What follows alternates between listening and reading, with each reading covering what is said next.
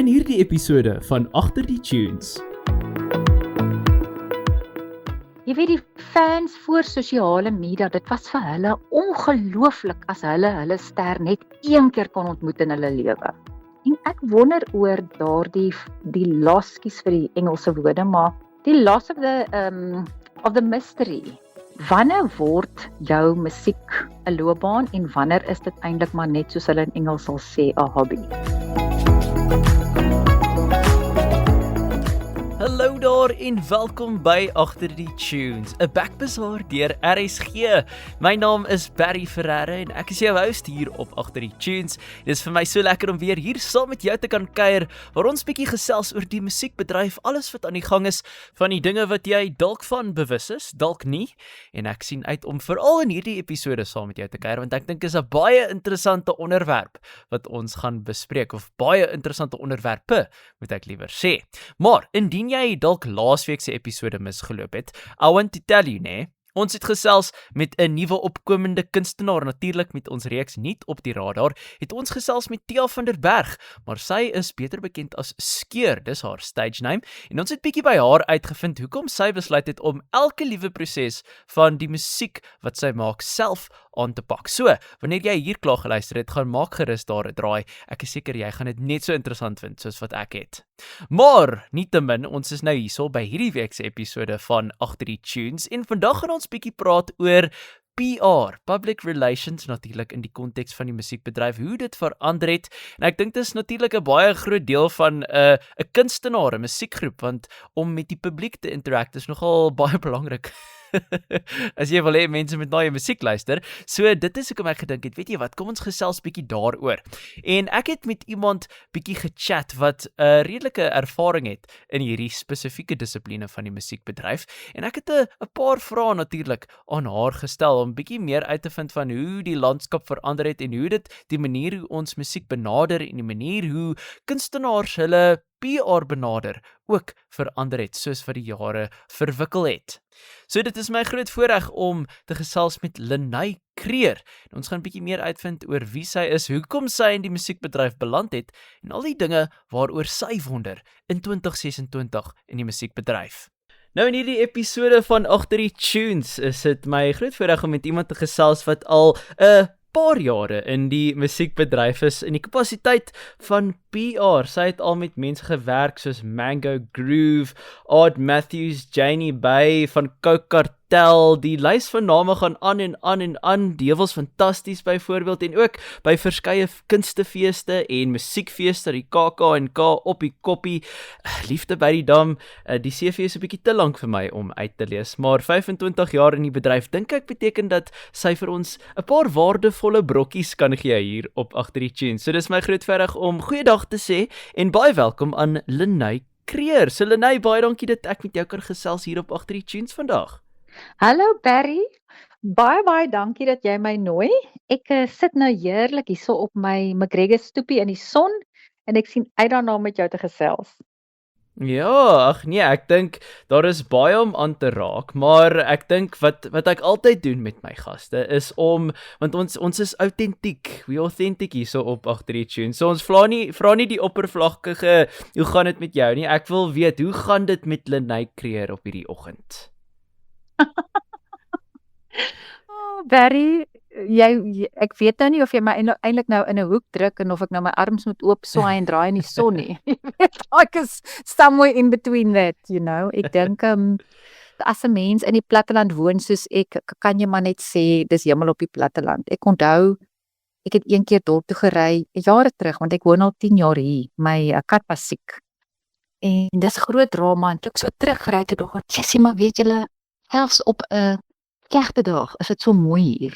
Nie weet, so ek kan regtig nie eintlik kla nie. Ja, ag nee, kyk, ek sou wat wil gee om in McGregor te wees en nie in die groot stad nie, maar hier is ons. Maar ja, ag Lenae, ek dink ja, kom ons begin dalk by die begin. Jy is natuurlik in die PR van die musiekbedryf en is al vir 'n klompie jare. So voordat ons nou kom daarby, wat het jou laat besluit om in die eerste plek in die musiekbedryf in te gaan? Weet jy, ek het in die 90er jare vir Dirk Eys gewerk aan die Wingerdsdokfeeste. En dit was 'n baie random ek het maar net so by die span ingeskakel. Ek was eintlik 'n drama student en so die kort kant van die verhaal is so 3 jaar later het Bowline Musiek begin. Hulle was eintlik 'n Microsoft verspreider, maar hulle het 'n musiekdepartement oopgemaak om musiek te versprei. Daai jare toe dan nog CD-verspreiding was, reg? En Albert van Rhythm Records het iemand gesoek om binne in hulle kantore te werk omdat daar geen musiekkenners was nie, daar was net Microsoft agente. En hy het my net gevra of ek wil, want Bowline het hom gevra om iemand aan te stel. En so dit is een van daai ongelooflike stories waar ek letterlik net op die regte tyd, op die regte plek was. Okay. En omdat ek vir 'n maatskappy kon werk, het ek die voorreg gehad om die land te toer. Ons het baie feeste bygewoon, so om die kontakte op te bou in die media en om daardie media kantoor te bedryf van Bowline was vir my later dan nou ook toe ek nou begin freelance gaan om 'n sterk basis te hê om verder te kon werk in dieselfde rigting in. Okay, en was dit altyd al vir die of kom ek stel dit liewer so, nie was dit altyd die plan nie, maar was dit altyd 'n begeerte gewees om in die musiekbedryf in te gaan? Ek dink dit was regtig waar. Ek kan nie vir jou sê daar was nie, nee. Dit was 'n random opportunity soos hulle in Engels sal sê. Maar onthou die musiekbedryf in die 90's was 'n baie groot kultuur gewees. So daar was definitief 'n opgewondenheid en ek het al reeds al die bands geken.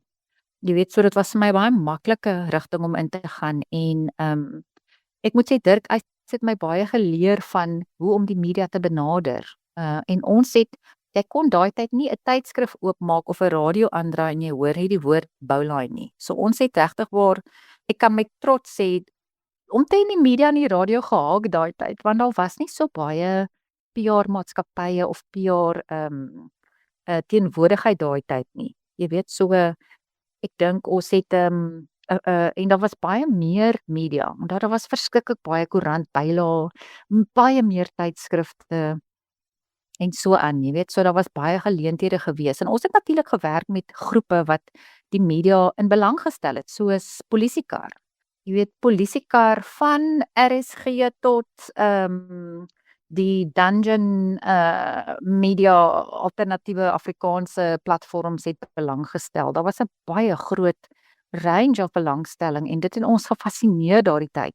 Dat daar 'n groep is wat net soveel aandag getrek het, was net fascinerend. Ons het files vol, maar seker 'n hele stoor. Ek dink Albert van Rhythm Records moet nou nog 'n hele stoor vol media snippets het uit koerante en so. Jy weet, dit was 'n ongelooflike tyd. Selfs met Chris Chameleon daardie tyd het op Sewende Laan opgetree en daardie series wat gevolg het daarna het ook ongelooflik goed gedoen. So ons het ek wil amper sê 'n royaltyd gehad daai tyd in die media, omdat die kunstenaars waarmee ons gewerk het was net reg gewees.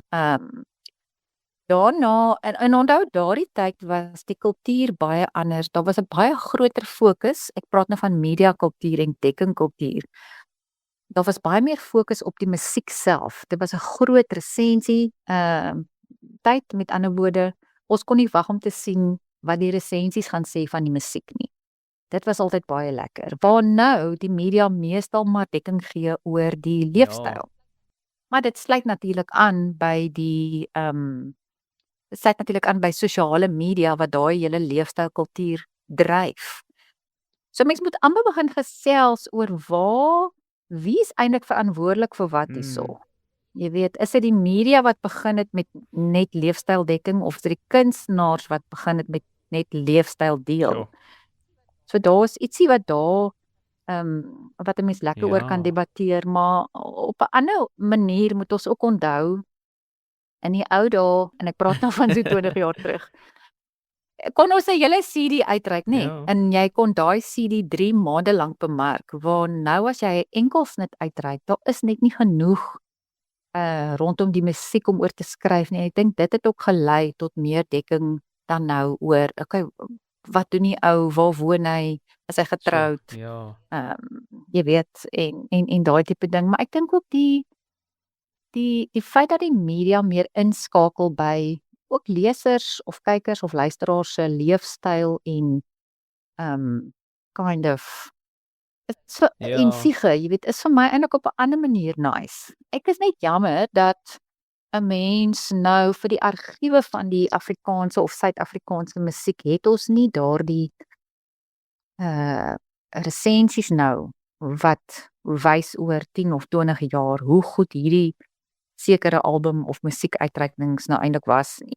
Daarom is iets soos musiektoekenning skielik belangriker volgens my as wat dit ooit was. Want dit is nou die enigste manier hoe mens nou kan bepaal of argiefmateriaal kan bymekaar maak oor besonderse werk in Ja. die musiekbedryf. Nee, wel kyk, ek dink jy het nou sommer aan 'n klomp dinge geraak wat ons so 'n bietjie gaan verder so 'n bietjie elaborate. So ek dink ja, jy het nou genoem van die sosiale media en hoe dit al dinge bietjie verander het. So jy is nou 25 jaar in die bedryf. So you've seen everything in the last 25 years. So hoe het musiekbemarking en media spesifiek nou verander van daai tyd af tot nou?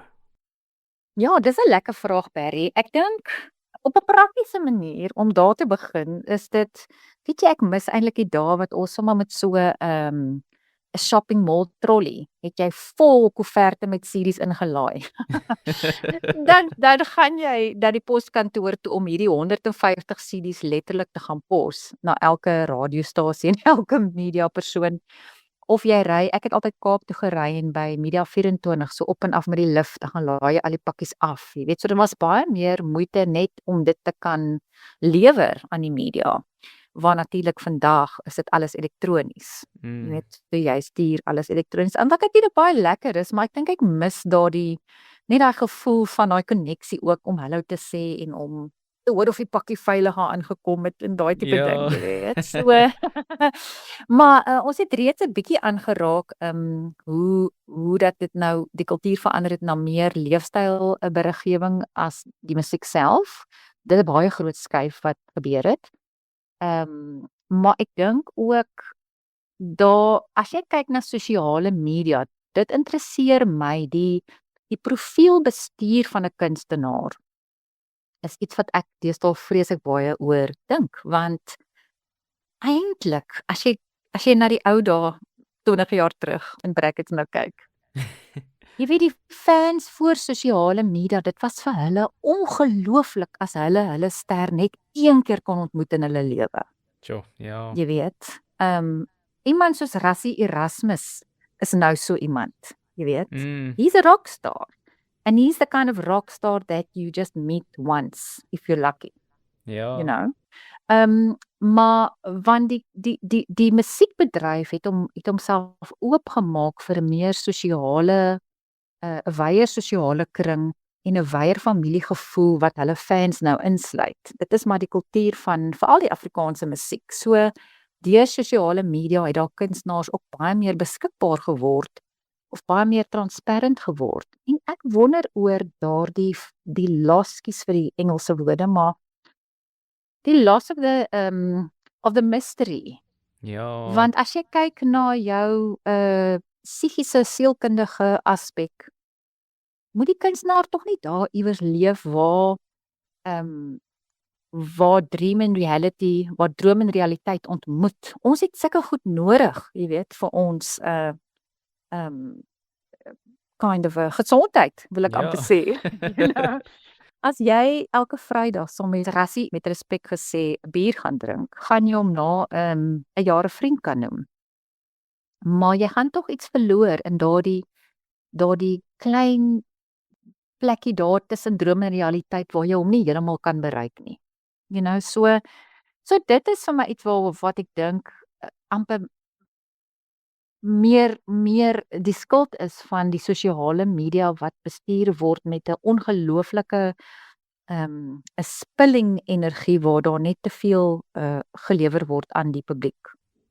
So as jy kyk na my voorbeeld sal wees, as jy nie met alignment werk nie, dan gaan jy all over the place wees. En al wat jy kan sien is dollars en dat jy suksesvol moet wees en dit is nie 'n goeie alignment om te hê nie.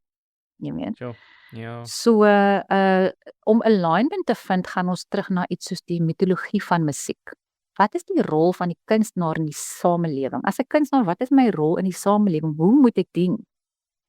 En sê nou maar die eenvoudige antwoord is iets soos to inspire and uplift, dis om te inspireer. Dan werk jy met daardie alignment of inspiring. So jy gaan byvoorbeeld dalk nie jouself op 'n drip in die hospitaal post op social media nie, want dit werk nie saam met die alignment nie, you know. Maar daar is geen swart en wit nie, want ek dink ook as jy kyk na iemand soos Jan Bloukels en die transparency van sy siekte en sy eventual dood, het baie van die kunstenaars in die Afrikaanse musiek bymekaar getrek. Ja. En dit was vir my ongelooflik mooi om te sien, want at the time het ek net voor dit begin dink, yes, maar daar is my fisieke fragmentasie en dat kunstenaars baie alleen werk. Hulle het nog nie by mekaar eintlik uitgekom nie. En dis nog iets waarna ons kan kyk is hoe 'n fees soos Liefde by die Dam daai collab en energie eintlik aan die gang gesit het of bietjie meer gedryf het sodat kunstenaars ook meer saamwerk. Jy weet so mens kan nie black and white nie, maar ek dink tog daar's ietsie te sê dat ek worry baie keer oor die narratief wat baie singular is in die musiekbedryf van ja, ons het nie support nie, ons sukkel om dit te maak.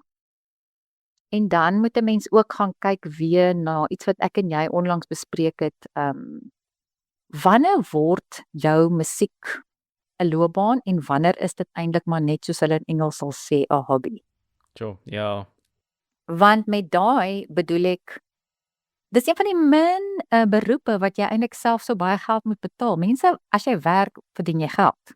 Ja. Maar as jy enkels net uitsit, kos dit jou, ek wil nou niemand in die gesig vat nie, maar is enigiets tussen 40 en 80.000 rand hangende af van hoe jy dit nou opneem. Probably even meer. You know, as jy nou jou bemarking en jou video en alles bytel. So daai narratief van ja, maar jy's 'n sukkelende kunstenaar, werk alreeds nie met die alignment van inspiring nie. Verstaan jy wat ek probeer sê? Ja. So ja, so jy weet dis maar dieselfde soos kitesurfing. Daai ou moet sy kit uit, hy moet soos 300.000 rand betaal vir 'n kit. En hy kan homself nie, dis nie ek kan nie noem dat dit sy werk is nie, tensy hy met daai hobby begin geld maak. So tot tyd en wyl jy op daai level kom, moet jy aanvaar dat jy dalk ook ander werk moet gaan doen. Dit is so vir gewone mense, dis amper asof kunstenaars dink hulle is anders as gewone mense partykeer, ook met respek gesê, because daar's baie mense wat baie opofferinge moet maak. Hulle kan ook nie hulle drome uitleef nie. Daar's aan die ander kant baie besigheidsmense wat wil sing. Ja. Maar hulle weet dat dat hulle 'n besigheid moet ran of hulle moet werk. Jy weet so dit partykeer is dit vir my asof ons bietjie in 'n dream world leef in terme van daai opsig en dat ons vashak by 'n narratief dat ons stikkelend is. Want daar's niks so aantreklik en so sexy soos 'n gevoel van sukses aan iemand nie. Jy weet, ons word meer daartoe aangetrokke as aan iemand wat sê hy is nie heeltemal of hy het hulp nodig. I'm not saying we shouldn't help each other. Ek sê maar net dat ons miskien te min deursettingsvermoë het en te min dissipline het om werklik waar in die wêreld in te kan uitpush op 'n manier wat sinvol is. Ja, sure. Nee, ek dink veral soos wat jy nou genoem het in terme van die mystery van 'n musikant wat verdwyn het met die sosiale media. Ek dink is so 'n valid punt. Ek dink nie soos ons besef dit eintlik eers nie. Dis soos dit het maar net so normaal geword, maar as jy vat, ek weet nie, soos 20 jaar terug toe sosiale media nie regtig 'n ding was nie, soos jy het jou kunstenaar of op die TV gesien met onderhoude of in die lewende lywe by die konsert en soos dit was dit en dan kyk jy hulle op die nou nie 'n voorblad nie, maar die frontcover van 'n CD. So ek dink dis ek dink is seker op die een kant sou 'n mens kan sê dis to the detriment, want ek dink dit is iets as ek vat net in terme van soos my heroes wat ek nog soos droom om te sien, dis soos daai ding van dra eintlik by tot die rede hoekom jy hulle nog volg is dan want jy ken hulle nie eintlik nie, maar nou met sosiale media blur dit daai lyn, maar nietemin, ek wil ook bietjie raak in terme van jy praat nou van soos kunstenaars wat self hulle ding moet doen en al daai omkostes wat aangevang moet word. So al van daai tipe lig wil ek vir jou vra, hoe het jou of kom ek vra eerder so, wat presies behels PR in die lig van musikante en hoe het jou rol dan met sosiale media en alles verander oor die jare? Ja, dit is 'n baie goeie vraag. So ek werk nog steeds op die baie tradisionele manier. Ek dink daar is nog steeds 'n plek vir radio in die musiekbedryf, want ons het ook nou baie meer gesofistikeerde terugvoerstelsels as wat ons gehad het 20 jaar terug. Die 20 jaar terug sê die radio vir ja, ons speel die sang en dan glo jy hulle. Jy weet, maar jy het geen en dan sê net ja, dit speel, jy weet. So maar dan moet jy maar jou radio aansit en jy moet hoop jy hoor dit. Waar ons nou iets soos Radio Monitor in plek het wat vir jou kan sien presies waar dit speel, hoe laat dit gespeel het, hoeveel mense ingeskakel was. So dit het gemaak dat 'n mens nou as 'n PR baie meer kind of 'n terugvoer kan gee wat substansieel is. Want ek dink baie van jou topkunstenaars werk ook baie met die metrics van syfers nou, jy weet, die streams, die jy weet hoeveel mense ingeskakel was, daai tipe ding, you know. Ja. Dit het baie belangriker geword, die currency ook van hoeveel volgelinge jy het. As 'n band my uit Engeland uit bel wat al gebeur het, dink ek, wie is hierdie ouens, want hulle klink so suksesvol en groot, which they should, want ek sê altyd, jy weet, ek gebruik die term nuwe kunstenaar net een keer in 'n persverklaring. Dan is dit nie meer volgens my 'n nuwe kunstenaar nie, you know. Ja. Maar dan gaan kyk ek op hulle sosiale media en sê ek, okay, hierdie ouens het soos 12 followers. Jy weet so. Dit het nou maar 'n manier geword hoe om ook maar te sien, jy weet, ek onthou tot destyds ook 'n e-pos by the way gekry het van Passenger se bestuur van Engeland. Hy het vir my ook 'n YouTube link gestuur en ek dink daar was iets soos 5. Dit was baie. Ek wil nou nie klink soos 'n politician wat in my somme het nie, maar dit was meer as 'n paar miljoen, maybe even 'n biljoen views. Maar ek dink daar is nog 'n plek vir beriggewing in van die groter platforms, en op radio en jy weet, ek dink die blogkultuur as jy daarby uitkom het baie vinnig gedink. Dis iets wat so 10, 15 jaar terug gearriveer het en amper oornag weer agter 'n brander verdwyn het.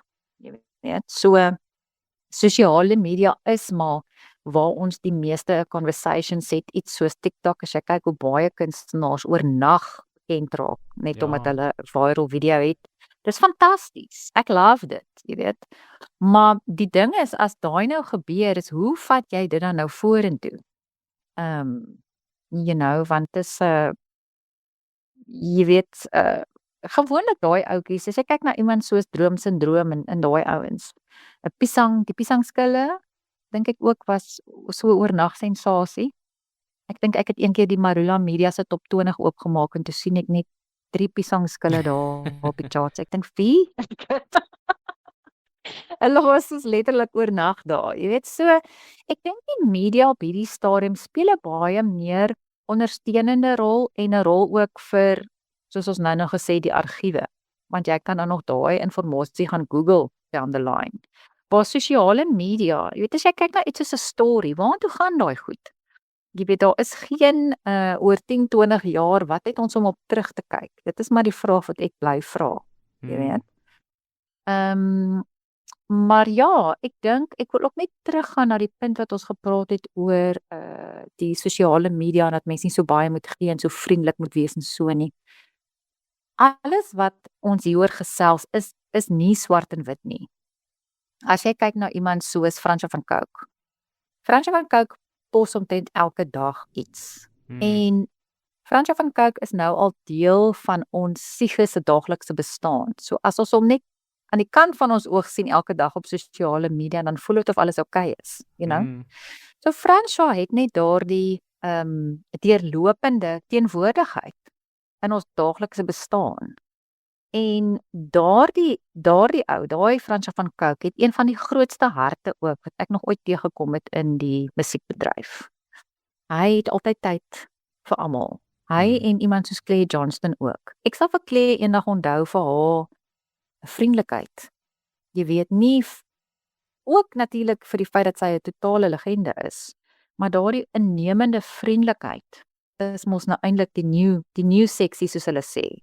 Jy weet. Want daar is ook maar niks mooi aan 'n kunstenaar wat 'n tantrum gooi nie. Jy weet, dit is nou net nie of 'n kunstenaar wat dink dat die wêreld na hom toe gaan kom nie. Iemand soos Polisiekar, selfs in daardie dae, toe hulle so baie gekuier het en altyd in die moeilikheid was Wynand elke dag van 8 tot 5 op kantoor.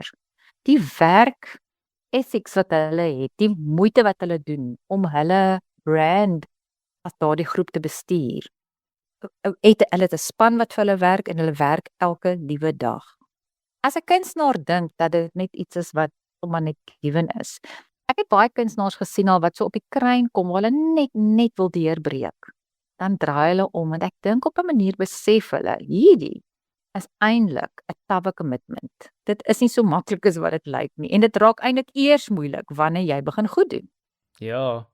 Nee, ek dink dis so valid, maar wat jy nou vertel van soos Fransjo byvoorbeeld ook. Ek dink as jy praat van 'n PR situasie, daai constantly staying top of mind, dink ek dra ook by, soos dis ook al vir die voordeel van sosiale media is PR, of dalk kan jy daai vraag beantwoord. Dink jy dit is makliker om PR te manage nou met sosiale media as wat dit was? Jo, ek het soveel verskillende lae wat ek daai vraag sou antwoord. Jy weet, vir die kunstenaar ja, maar vir die persoon wat die PR doen, nee. Want ons het nie altyd meer, jy weet in die ou dae het ons baie bygedra die PR mense tot om raad te gee en om bietjie te help om die profiel te bestuur en so, waar die kunstenaars dit nou heeltemal in sy eie hande het.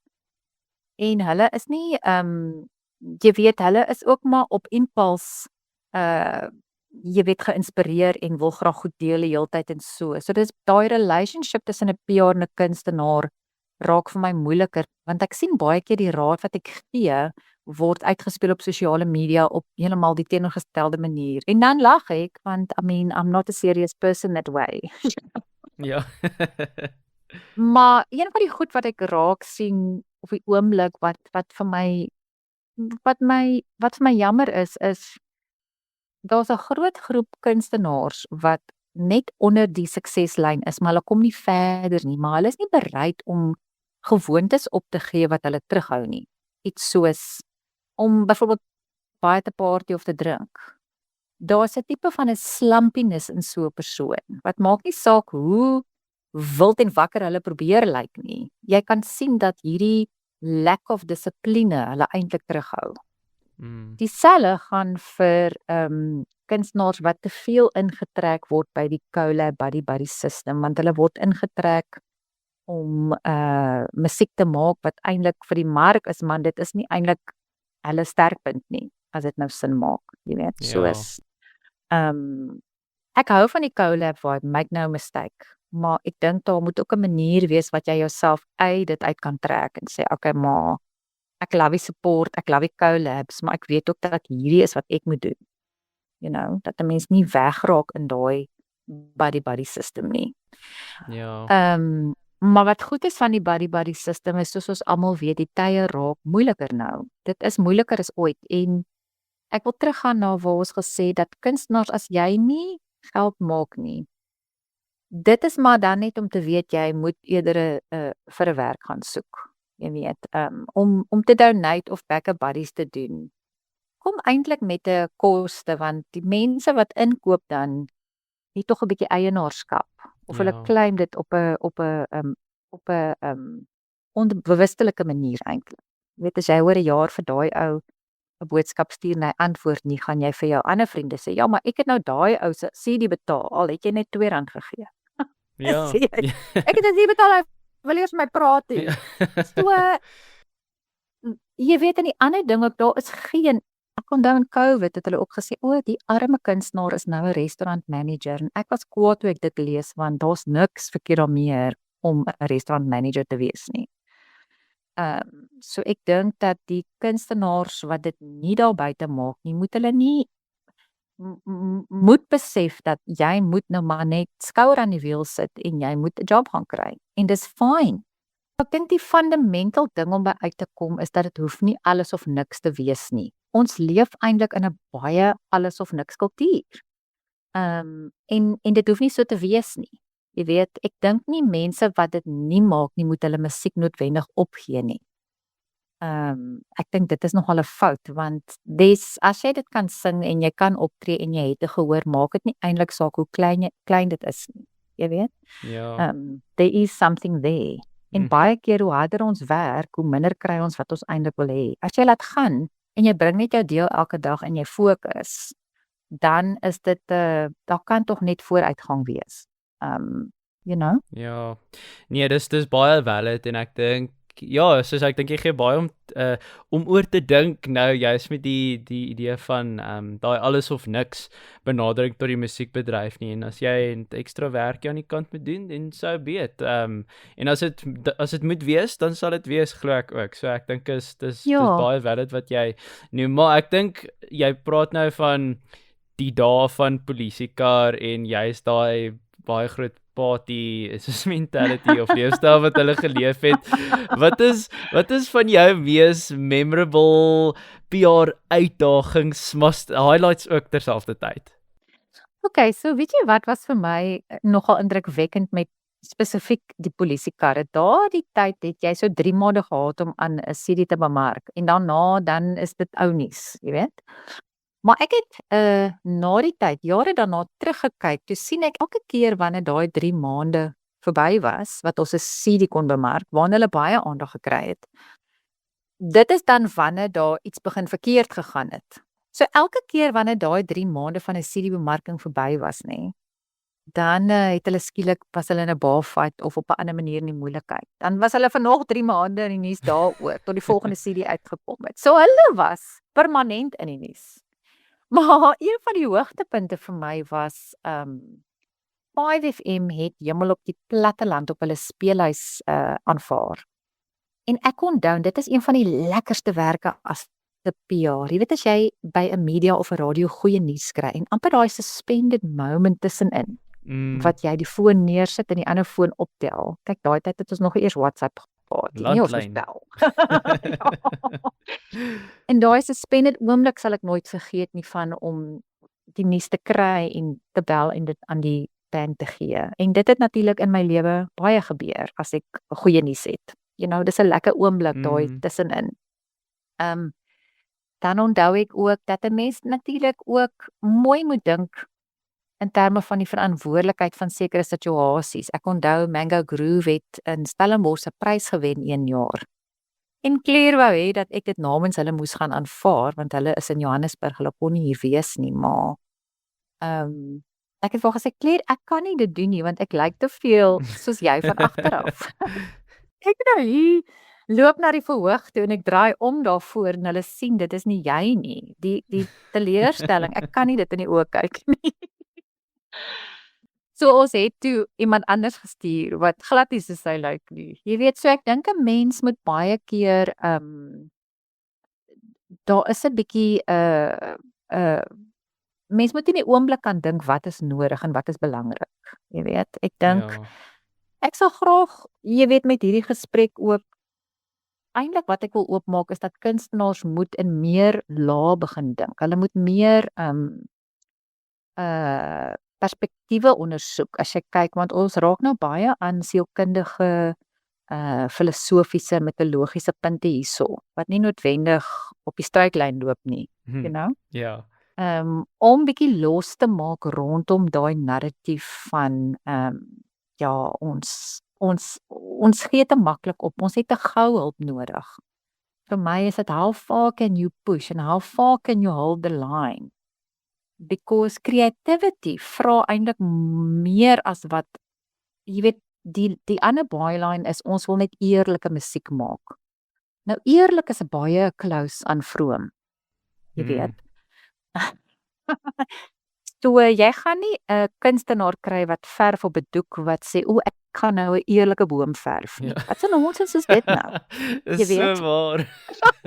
So hierdie wat hulle dink is nou net hulle dink hulle maak eerlike musiek, maar dan is hulle vreeslik dronk as hulle sing die aand die eerlike musiek, you know. Dan is dit eers eerlik.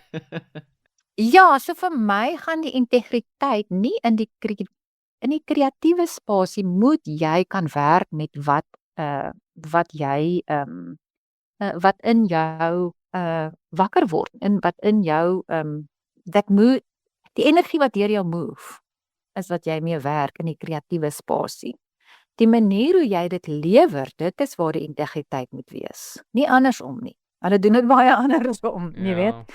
So as jy vir my sê, ek het al baie in my lewe gehoor, ons wil net eerlik wees, al wat ek hoor is, I'm a one trick pony, en dan gaap ek sommer, want eerlikheid is ook iets wat deur ons move, dis nie iets wat ons kan claim ons het nie, to be quite honest, you know, ja. Op die punt van die all or nothing, het ek nou die dag ook 'n baie interessante gesprek gehad met 'n kunstenaar in terme van lewendige optredes. Jy weet, baie kunstenaars doen dieselfde set aand na aand of hulle toer, jy weet, maar dit is maar soos as 'n mens toneelspel ook, jy het maar jou afaande en 'n mens moet nie altyd die afaande aan jouself toeskryf nie.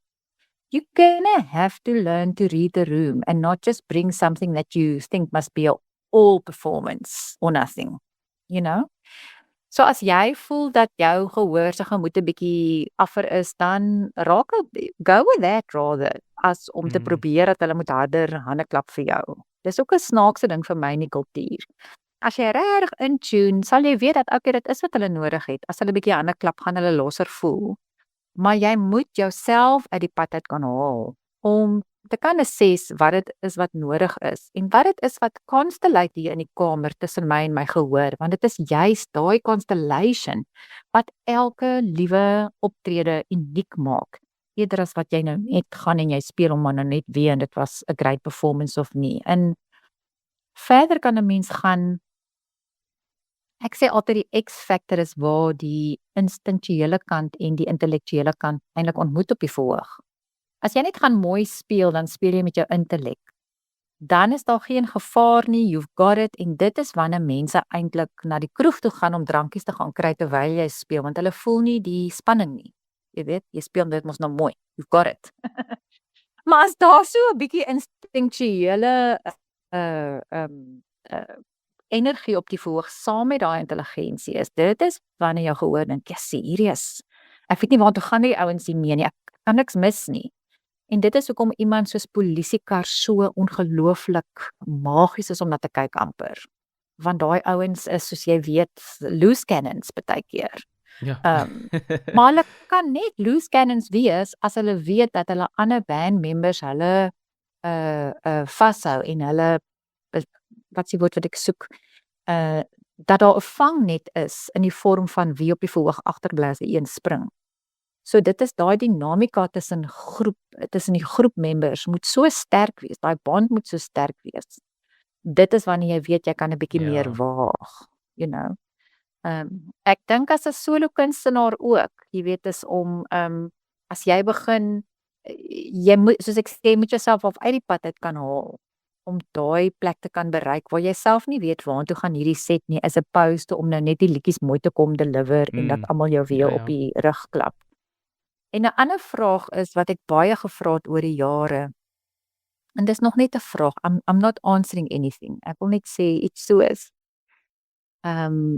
die Afrikaanse sanger spesifiek voel vir my of hulle na 'n show altyd so hard werk ook om met die fans te kuier. Nou dit lyk alles baie van en onskuldig, maar wat steek daar een door down? Dat hulle dink hulle dalk op 'n subconscious way dat die show nie goed genoeg was en hulle moet nog van hulle self gee. Ja. Dis net 'n vraag. Jy weet, want eintlik moet die kunstenaar uit die spasie uit.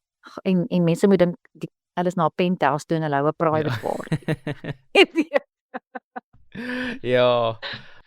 Ja, so daar's maar net dis maar net om die so 'n bietjie los te trek van hierdie ek wil amper sê rock, somme van die rock and roll, bietjie los te Ja, ja. trek.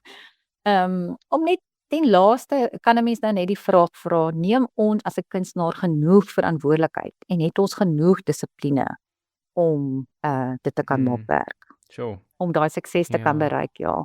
Kyk, vir sommige kunstenaars kom dit baie makliker. Jy weet, maar die punt is, dit is harde werk, of dit nou vinnig gekom het en of dit nou lank gevat het. Elke kunstenaar sal dit vir jou kan sê. Wel, ek dink dit is 'n heel goeie noot om op af te sluit. So ja, nee, ek dink dit's ek is baie bly die gesprek het daai filosofiese draai geneem, want ek dink dit is so belangrik om soos hierdie goeters te noem, want ek dink op die einde van die dag raak dit alles soos die halfie hoe kan 'n mens dit sê, die motief, die motive, die hart agter hoekom jy musiek doen, al daai klas van dinge ultimately raak aan soos hoe die publiek die kunstenaar perceive. So Lenet, ek sê vir jou baie dankie dat ek met jou kon gesels het hier op Agter die Tunes. Dit was 'n baie groot voorreg en baie insiggewend geweest. So baie dankie vir jou tyd vandag. Ons waardeer dit regtig baie. Baie dankie vir jou ook, Barry, en lekker dag.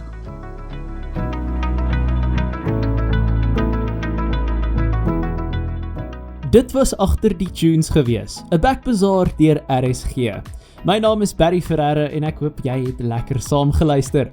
As jy die potgooi geniet het, laat weet ons gerus in die comments en gooi ook sommer 'n thumbs up terwyl jy daar is.